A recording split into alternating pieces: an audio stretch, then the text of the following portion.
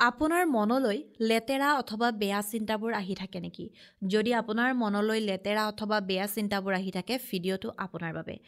আজিৰ পৰা চাব আপোনাৰ মনলৈ এই চিন্তাধাৰাবোৰ নহা হৈ যাব। এতিয়া কিছুমান মানুহৰ আপোনালোকে দেখিব মনত খুব বেছি বেয়া ভাৱ আহি থাকে। কিবা নহয় কিবা বেয়া চিন্তাই তেওঁলোকক আগুৰি থাকে। তেনে ক্ষেত্ৰত আপুনি কি কৰিব? আপোনাৰ মনত ধৰক বহুত বেছি বেয়া ভাৱ আহি আছে, খালি আপোনাৰ মনটো নিগেটিভিটিৰে ভৰি থাকে। কেৱল বেয়া, বেয়া, বেয়া। আপোনাৰ চাৰিওকাষে আপুনি বেয়া দেখিবলৈ পায়। তেনে ক্ষেত্ৰত ভিডিঅ'টো আপোনাৰ বাবে। আপুনি যদি আপোনাৰ ইউটিউব, ফেচবুক অথবা ইনষ্টা লিগেল আৰু অৰ্গেনিকভাৱে গ্ৰ'থ কৰিব বিচাৰে, তেন্তে আমাৰ লগত যোগাযোগ কৰিব। আপুনি আমাৰ পৰা legal views, legal subscriber, legal followers এই সকলোবোৰ লিগেল আৰু অৰ্গেনিকভাৱে ল'ব পাৰিব। আমাৰ হোৱাটছএপ নাম্বাৰ 9864808721। আপুনি আমাৰ হোৱাটছএপত মেছেজ কৰিব।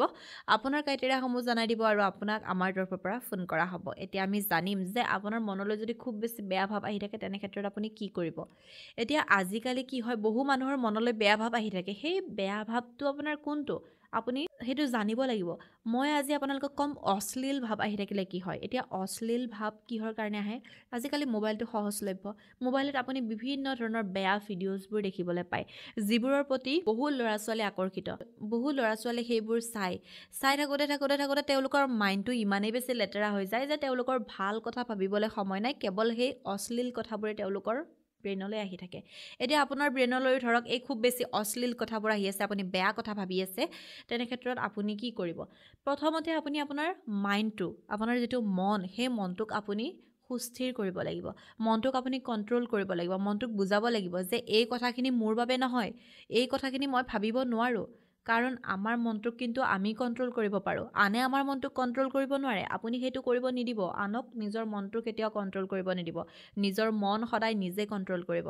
আপুনি এইটো ভাবিব যে মই ইমান বেয়া কথা ভাবিছোঁ কেলেই? মোৰতো এইটো ভবাৰ কোনো প্ৰয়োজন নাই। আপুনি নিজক ইমান বেছি ষ্ট্ৰং কৰিব যে সেই চিন্তাবোৰ আপোনাৰ ব্ৰেইনলৈ নাহা হৈ যাব। দ্বিতীয়তে আপুনি কি কৰিব?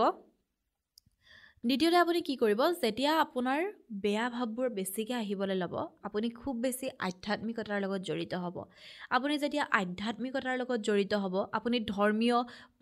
আপুনি ধৰ্মীয় ভিডিঅ'সমূহ চাব, ধৰ্মীয় চিৰিয়েলবোৰ চাব, ধৰ্মৰ লগত নিজকে জড়িত কৰি পেলাব। যেতিয়া আপুনি আধ্যাত্মিকতাৰ লগত জড়িত হৈ যাব, এই লেতেৰা কথাবোৰ আপোনাৰ ব্ৰেইনলৈ নহা হৈ যাব। আপুনি সদায় পুৱাৰ সময়ত, ৰাতিপুৱা সময়ত পূজা অৰ্চনা কৰিব, সন্ধিয়া সময়ত পূজা অৰ্চনা কৰিব। আপুনি যেতিয়া পুৱা গধূলি সকলো সময়তে নিজৰ ঘৰত পূজা অৰ্চনা কৰিব, আধ্যাত্মিকতাৰ লগত আপুনি মানুহজন খুব বেছি জড়িত হৈ যাব, তেতিয়া আপোনাৰ মনলৈ এই লেতেৰা চিন্তাবোৰ নোহোৱা হ'ব। আচলতে আমাৰ আধ্যাত্মিক শক্তিটো এনেকুৱা এটা শক্তি, যিয়ে আমাৰ সকলো ধৰণৰ সমস্যা নোহোৱা কৰিব পাৰে। তেনে ক্ষেত্ৰত আপুনি আধ্যাত্মিকতাৰ লগত জড়িত হওক, আপোনাৰ সকলোবোৰ সমস্যাৰ পৰা আপুনি পৰিত্ৰাণ অৱশ্যেই লাভ কৰিব।